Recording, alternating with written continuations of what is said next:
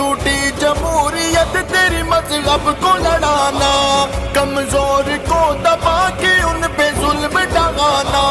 فرعونیت یہ تیری بے نقاب کریں گے، مظلوموں کے دفاع کے ہم اسباب کریں گے، فرعونیت یہ تیری بے نقاب کریں گے، مظلوموں کے دفاع کے ہم اسباب کریں گے۔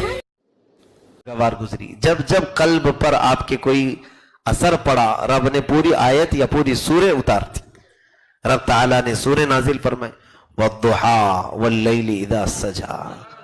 محبوب کے چہرے انور کی قسم، مَا وَدَّعَكَ رَبُّكَ وَمَا قَلَىٰ، نہ آپ کے رب نے آپ کو چھوڑا ہے نہ کچھ کم کیا ہے،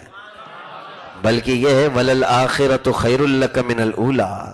اے محبوب آپ کی ہر آنے والی گھڑی پچھلی گھڑی سے بہتر ہے، وَلَسَوْفَ يُعْتِيكَ رَبُّكَ فَتَرْضَىٰ، اور ان قریب آپ دیکھیں گے آپ کا رب آپ کو اتنا دے گا کہ آپ راضی ہو جائیں گے۔ کون بہلا رہا ہے؟ رسول کریم صلی اللہ تعالیٰ علیہ وسلم پر کبھی کسی نے انگلی اٹھائی تو آپ کی دل کی تسکین کے لیے آیتیں آ گئیں۔ اسی لیے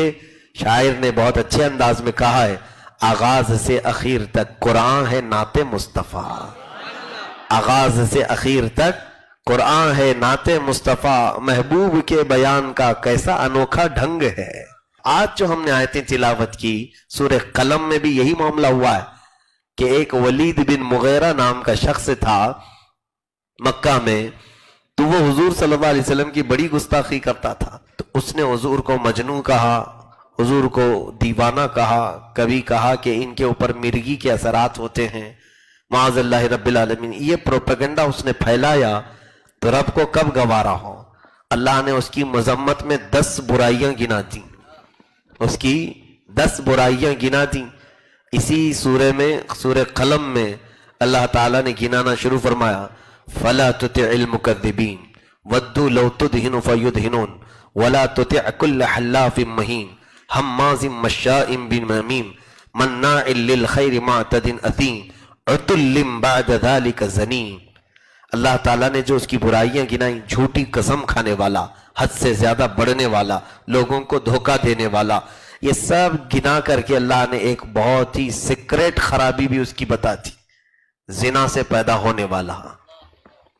زنا سے پیدا ہونے والا۔ یہ تو بہت بڑا عیب ہے کسی کے نسب اور نسل کے بارے میں کہہ دیا جائے۔ جب یہ آیتیں ایک ساتھ اتری تھیں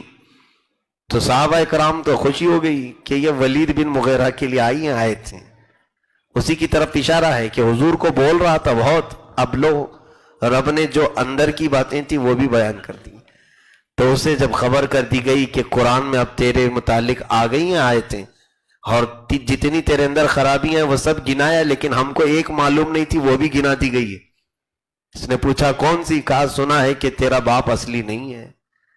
جس کی طرف تو منسوب کرتا ہے وہ تیرا باپ نہیں، کیونکہ قرآن کہہ رہا ہے کہ تو زنا سے پیدا ہوا۔ وہ بالکل بپھر گیا، غصے میں آیا،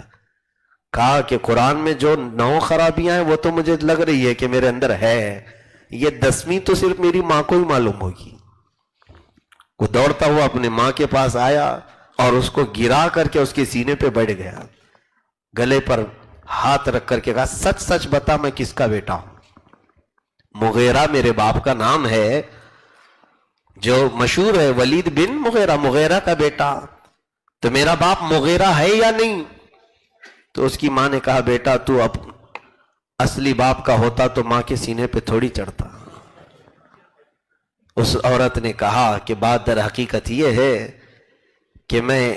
ایک چرواہے کے عشق میں مبتلا ہو گئی تھی، تو اس چرواہے سے مجھ سے زنا ہوا، اسی سے حمل ٹھہرا اور تو اسی کا بیٹا ہے۔ ماں نے بتا دیا۔ اب اندازہ کیجئے قرآن کا ایک لفظ بھی جھوٹ کا شبہ بھی نہیں ہو سکتا، قرآن نے جو بیان کیا وہ حقیقت ہے، لیکن ہائے محرومی کہ اس نے پھر بھی ایمان قبول نہیں کیا، وہ ایمان نہیں لایا، اس کی ساری خرابیاں گنا دی گئیں۔ اس نے قرآن کی فضیلت میں جو باتیں کہیں وہ عرب کی اعلیٰ لٹریچر ہے، اس نے قرآن کے متعلق کہا انہو لحلاوۃ، اس میں ایک بہت ہی مٹھاس ہے، اور کبھی حضور کو گالیاں بھی دیتا تھا۔ تو یہاں سے مفسرین نے بہت پیاری بات فرمائی ہے، اے لوگو اللہ رب العزت کی طرف ہمیشہ سے ایک بات یاد رکھنا کہ نبی کی جو گستاخی کرتا ہے اس کے لیے رب تبارک و تعالی جلال اور عتاب کا اظہار فرماتا ہے، اور انہی لوگوں کے متعلق قرآن میں آیا ہے کہ اللہ ان کے دلوں پر مہر لگا دیتا ہے۔ نبی کی شان میں توہین کرنے والوں کے دلوں پر مہر لگ جاتی ہے، ان کے کانوں پر پٹی، ان کی آنکھوں پر پٹی لگا دی جاتی، اب انہیں نہ حق دکھائی دیتا ہے، نہ سنائی دیتا ہے، نہ قبول کرنے کی طاقت ہوتی ہے۔